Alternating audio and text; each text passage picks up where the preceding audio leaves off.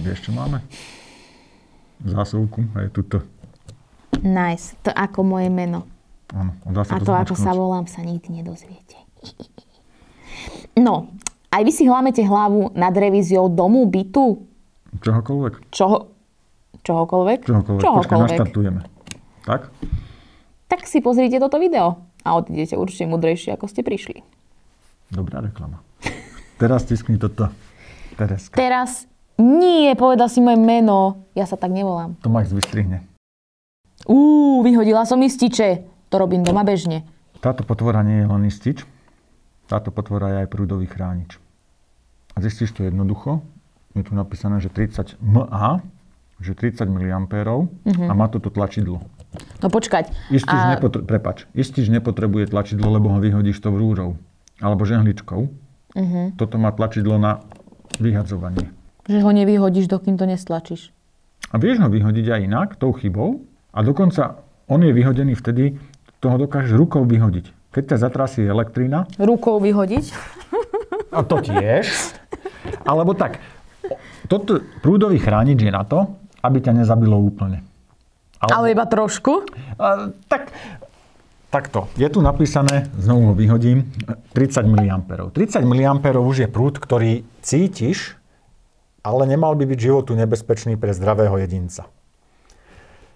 Toto nie je len istič. Toto jednak chráni pred vyhorením, spálením nejakého zariadenia, ale je to aj prúdový chránič, ktorý sa dáva na to, aby chránil človeka.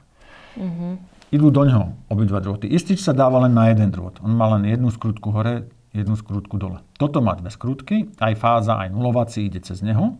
Meria si prúd, ktorý ide do zásuvky a keď ten prúd, ten, čo ním prejde jedným smerom, sa rovnaky nevráti, čiže by si sa medzi tým ty dotkla toho drôtu a časť prúdu išla cez teba, tak zistí, nie všetok prúd sa mi vracia, radšej to rozpojí obidve vedenia, lebo predpokladá, že je tam nejaký únik prúdu. Nejaká chyba, áno. Hej, keď on zadefinuje, že mám nejakú chybu, tak sa sám vyhodí. Áno. A tým ochráni väčšinou človeka, lebo keď mám dobre spravenú elektroinštaláciu, tá chyba nenastáva. Tá chyba nastane iba, keď je tam ten unikajúci prúd, ktorý unikne buď do človeka, predranej izolácie, zatopením kábla alebo niečo podobného. Čo sú všetko veci, kedy to chcem vypnúť, lebo kábel vo vode nie je dobré riešenie, keď do tej vody vstúpíš aj ty. Predraná izolácia o nejaký plechový diel, ktorého sa môžeš dotknúť, tiež nie je dobré riešenie, keď si tam aj ty, takže to chceš mať vyhodené. Tak preto máme spravenú takúto, akože kúsok elektroinštalácie domácej, aby sme si to ukázali, čo to robí. A ja si zoberiem aj multimeter. Takto. A dám si ho teraz, alebo takto, najskôr ho dáme sem. Nameranie napätia, zapneme aj displej. A mám tu klasika. Fázu, nulovací 234 V. Áno, keď si to zmeriam. Fázový vodič voči. Takto. Tu je fázový voči zeleno-žltému, čiže tomu kolíku. Aj tu na to môžem ukázať. Takto voči kolíku. Tak tam má tých 234 V. Čo je normálny logický stav. Aj keď to dám takto do zásuvky. To sem ty potvora. Musím bezpečnostnú zásuvku oklamať. A musíme si to zapnúť samozrejme. To napätie tam mám. Ale keď mu to ja obídem, tak videla si, spadol, lebo zásuvka je pripojená iba sem. Toto mám pripojené pomimo, ako keby ďalší obvod. A multimeter čas energie zožral, tak automaticky vyletel. Čo ja chcem vedieť o ňom, keď ho chcem vyskúšať, keď robím revíziu domu, ja chcem vedieť, že či zhodí a či rozpojí mi ten obvod v stanovenom čase a v stanovenom prúde. Aby to nebolo viac ako tých 30 mA, lebo už by to bolo škodlivé pre človeka. Aj ten čas, aby bol čo najkratší. Tam sa berie tak okolo 20 milisekúnd, aby to vyplo. Zase niečo znesie aj človek, akože z elektrického prúdu. Čiže čas a prúd. A to chcem od neho vedieť. No a na to potrebujem nejaký lepší merací prístroj, ktorým sa vlastne robí revízia. Keď sme naposledy robili skúšku elektrickej bezpečnosti nejakého zariadenia, tak na to bol špeciálny prístroj. Na to EKGčko bol úplne špeciálny, lebo to bolo EKGčko. Ale keď chcem robiť také, že mám dom, byt, proste obytný priestor, tak kontrolujem zásuvky. No tak mám prístroj, ktorý má takýto kábel. Áno, aby som to vedel zapojiť do prístroja a viem ho zapnúť do zásuvky. A taký prístroj môže vyzerať napríklad takto. Takáto krabička. Tu na to má uška, aby si to vedela zavesiť takto na krk.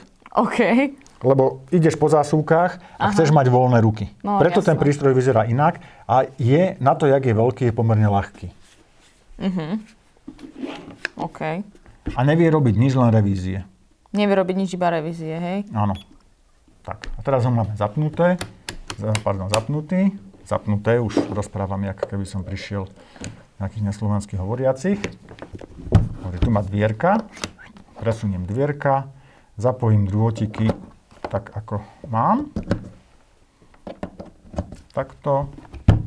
A zapojíme ho do zásuvky. A už nás varuje. Áno. Vidíme na to. Varuje nás, že je tam nejaké napätie. Aj nám napíše, kde je napätie. Čiže vidím, že je napätie medzi L a N. To je v poriadku čiže fáza nulák. Mám 235 V. Nulák kolík, čiže zeleno-žltý 235 V a nulovací a kolík 0 V, tak to má byť. 50 Hz, tu nám mi ukáže ešte, ako to je zapojené. A toto RCD, keď to prepnem, to je tento. RCD je skratka z angličtiny Resident Current Device, čiže domáce prúdové zariadenie, ktoré slúži na kontrolu. No a ja si tu zvolím, že chcel by som vyskúšať jeho vypínací prúd, charakteristika Ačko, Fko a 30 mA, stisknem test.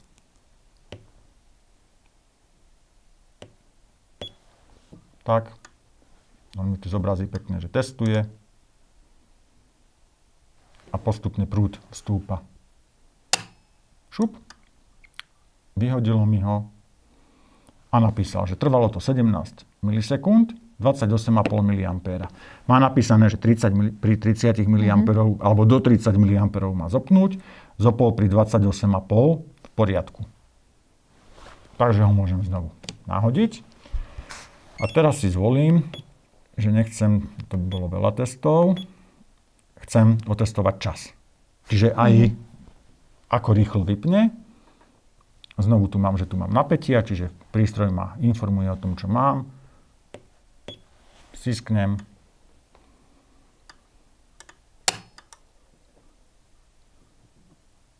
Áno. 15,9 milisekundy. Toto je jedna časť testov revízie domov. Veľmi podstatná. Toto je ozaj bezpečnosť, taká tá na človeka. Čo okrem toho robím pri revízii domu, to uvidíme, či nám to štúdio znesie, je tzv. Impedancia slúčky a linky. To sú podstatné veci, ktoré veľa ľudí tomu nerozumie, ako to funguje. To je kvôli tomu, že ja mám tu napríklad na tomto napísané, že to je istič B, charakteristika B. To B znamená, aká je jeho časová odozva na nadprúd a za ním je, že 10 A. A by sa mohlo stať, že ja mám doma dom, mám pripojenú elektrinu, to je dobré mať doma dom, že? Ale mám pripojenú elektriku nejakým vedením od transformátora a to vedenie je tak dlhé, že keby som dal aj do skratu tu spravil skrat, tak nedosiahne tam taký prúd, aby ho vyhodilo. Preto musím zmerať, ako dobré mám vedenie ja spravené a položené, či na vedení nie je problém, či sú mi není poistky alebo ističe úplne zbytočné, že ani na tom vedení nedostanem taký veľký, vzhľadom na to, že vedenie má takú impedanciu, ja nedosiahnem doma taký veľký prúd, aby vyplo istič. A v tom prípade je to nebezpečné, pretože mohlo by sa niečo stať, že máš chybu na práčke napríklad, je tam skrat a začne ňou tiec veľký prúd, ale nie je taký veľký, aby ističe vyhodilo a postupne sa ti rozstaví izolácia na kábloch. OK, takže pomalé ničenie. Pomalé ničenie, čo môže byť rozstavená izolácia ešte nemusí byť ten najväčší problém. Môže to začať horieť v stene, môže začať horieť od toho čokoľvek. Nemusí to byť práčka, môže to byť vysavač, rúra, čokoľvek. Máš kábel od vysavača položený na koberci a začalo by to horieť. Čo nie je úplne bezpečné. Tak to vyskúšame a skúsime si spraviť skúšku a uvidíme, či nevyhodíme náhodou tu na štúdiu elektrínu a uvidíme, čo nám napíše, akú impedanciu. Cvaká pekne, že? Mohol by aj do taktu nejakú muziku. Nevie to. Ja sa reálne bojím, že vyhodíš elektrínu v celej budove, vieš? Nevyhodím, ale pozri sa, máme tu dva údaje. Máme tu jeden údaj 1,19 ohmu, čo je dosť veľa, ale máme tu ISC, čiže skratový prúd 194 A. Čiže keby si teraz zobrala kus drôtu a strčila do tej zásuvky, tak by tam tieklo 194 A. Čo je zle? To je dosť málo. Také číslo tu máme, pretože my sme pripojení do predĺžovačky a máme tu veľa vedenia. Keď to robím na zásuvke, ktorá je na stene, tak tie čísla sú o mnoho menšie a sú tam, akože, dobre, toto je skoro 200 A, býva okolo 300 A. 300-400 A býva tento skratový prúd. Ale 194 A bohate stačí na to, aby si, hovorí sa tomu, nie vyhodila, ale vybavila prúdový chránič s ističom, ktorý je 10 A, aj 16 A, aj 32 A. Určite takýmto veľkým prúdom vyhodíš a rozpojíš ten obvod. Čiže bude to bezpečné. Okay. Na tomto je zaujímavý spôsob, ako to meriame. Lebo my meriame vlastne odpor vedenia, ktorý od mojej zásuvky, z jednej strany zásuvky, ide cez všetky kábliky doma, čo mám, ističe, rozvodnú skriňu, na stĺp alebo na nejaký zakopaný kábel, ide do transformátora distribučnej spoločnosti a vracia sa mi naspäť.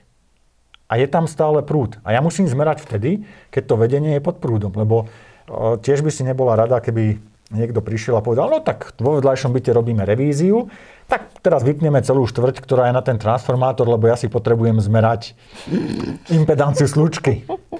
Dajte mi takých 10 minút. Alebo pol hodinku. Ježiš. No, a zajtra by prišiel ďalší, že robíme revíziu v druhom byte. Áno. A v útorok by prišiel ďalší. A my robíme celý panelák, to bude 2 dní alebo tak. Hej. Takže ten prístroj to musíme vedieť zmerať počas toho, ako je elektrina v kábloch a zmerať odpor, čo nie je úplne jednoduché. Ešte špeciálne pri tom, že to je striedavé. Že vedenie je 230 V, 50 Hz, že to nie je jednosmerné. OK, ale zvládli ste to. Tak ja nie, vieš, ja som tu len mačkal. Ale zvládli to ľudia vymyslieť tak, aby sa to proste dalo. Takže úplne ideálne je si dať, dobre mám, najlepšie je si skontrolovať, dajme tomu, že mám novú elektrínu, tak si skontroluješ novú elektrínu, že či je dobre. Elektroinštaláciu. No, elektroinštaláciu, že či je to dobre spravené. A ako odporúčaš robiť často tie revízie elektroinštalácie? Dobrá otázka. Keď jednak zo zákona, ako to musíš, určite minimálne raz, keď ti to spravia. Čiže tá prvotná revízia, ja ju neberiem tak, že je to vyslovene revízia, je to aj kontrola práce tých elektrikárov, ako to spravili. Čo by si mala robiť, je mačkať toto tlačidlo. Dobre, nemusíš ho mačkať, teoreticky by si mohla domov priniesť takýto prístroj a vyhodiť ho, alebo vyskúšať ho cez zásuvku. Ale na to, aby si nemusela mať taký prístroj, každý z tých prúdových chráničov má toto tlačidlo na skúšku. A to je kvôli tomu, že tam sú mechanické kontakty. A ten kontakt sa môže trošku pripiesť, alebo si tak sadne a už neodskočí tak rýchlo, ako by bolo treba. Čiže pre tvoju bezpečnosť pozrieť si, aké máš prúdové chrániče a aspoň raz za pol roka mu to stisknúť. Samozrejme, prepáč, že kde sa nachádzajú tie prúdové chrániče? Normálne v tej rozvodnej skrini, hej? Okay. V rozvádzači. A niekedy to tlačidlo býva ešte farebne zvýraznené. A niekedy bývajú širšie. Ja som naschvál sem kúpil takýto úzky, aby som to do tej krabičky vedel všetko napchať. Ale býva taký, že 2 pozície a tam vidíš tlačidlo. Keď má tlačidlo, tak je to prúdový chránič. Okay. Ale rátať s tým, že keď to stiskneš, tak ti vyletí. Áno, Čiže na rúre budeš prestavovať hodinky, na mikrovlnke budeš prestavovať hodinky, neviem ešte, kde sa vyhodia po hodinky. Presne, takže radšej sa pripraviť na to, že... A je to dobré pre tie prístroje, aj keď je to raz za pol roka, že to teda treba vyskúšať, to tlačidlo, tak môžem to robiť tým prístrojom raz za pol roka? Napríklad myslíš rúre, mikrovlnke a takýmto? Či tam nepoškodím? Takto. Počítaču nie. Hlavne zapnutému počítaču nie. Áno, okej. Takže A drahý by ťa asi akože poslal niekam a nebola by to dovolenka v teplých krajinách. Áno. Keby si mu to spravila pri nejakej rozrobenej robote. Takže treba s tým rátať, že počítač vypnúť. To vypnutie nie je nič kritické. Či vypnem tu, alebo vypnem vypínačom niečo, to je rovnaký stav. OK. Áno? OK. Nebývajú tieto vypnutia úplne v poriadku, keď je to napríklad fabrika, kde sú roztočené motory a zrazu im niekto takto kvázi usekne kábel alebo vypne, pretože v tých motoroch je energia, sú to cievky, ktoré ešte dobehnú a vygenerujú elektrínu do tej rozvodnej siete naspäť a začnú tam nejaké oscilácie vznikať. Keď je to takto byt, ten induktívnej záťaže doma už nemáme veľa. Keď to ideš robiť, tak nedržíš v tom momente zapnutý mixer alebo pustený vysavač, predpokladám. Takže vtedy to prídeš, vypneš, skontroluješ. Tak aby som vedela, že to naozaj vyhodilo, vieš. Jasné. Tak budem mať na schvál pustenú mikrovlnku. A mikrovlnka, tej by to nemalo vadiť. A prečo by to vadilo počítaču? Počítaču? No. No lebo máš rozrobenú robotu neuloženú. Nie, keby nemám rozrobenú robotu. Akože vypnutému počítaču? Nie zapnutému počítaču, ale nemám tam rozrobený žiadny wordovský dokument, alebo grafický dizajn, alebo proste niečo. No ale on má stále otvorené nejaké súbory. Keď beží, tak ten počítač má otvorené súbory. No veď, ale prečo by to vadilo viacej počítaču ako mikrovlnke? Alebo je tam počítač citlivejší, že tam má viacej... Nie, počítač má otvorené súbory a ty mu nechceš utnúť jeho prácu. Ty, keď nemáš rozrobený dokument wordovský alebo akýkoľvek, grafický, to je jedno. To neznamená, že ten počítač nemá nejaké súbory otvorené pre seba, že niečo nerobí. Však aj mikrovlnka ale ide. A má otvorené súbory hriatia. Dvierka. Nie, keď máš normálne pustenú. Ale nemá pevný disk, na ktorý to potrebuje uložiť. OK, tam je tento rozdiel. Hard disk. Počítač ako taký, tak skrinka nemá problém. Dáta na pevnom disku majú problém. A keď majú problém dáta na pevnom disku, máš problém aj ty. Áno. OK, takže takto by som ich mohla poškodiť v podstate. Áno, presne tak. A na tej mikrovlnke disk nie je, takže áno, mohla by si niečo poškodiť, no tá hrianka nebude dosť teplá. Hej. Že... Alebo kakávko, keď si nechala zohrievať, tak budeš musieť znovu tú mikrovlnku nastaviť. Takže nemáme sa bať ako keby takých, že...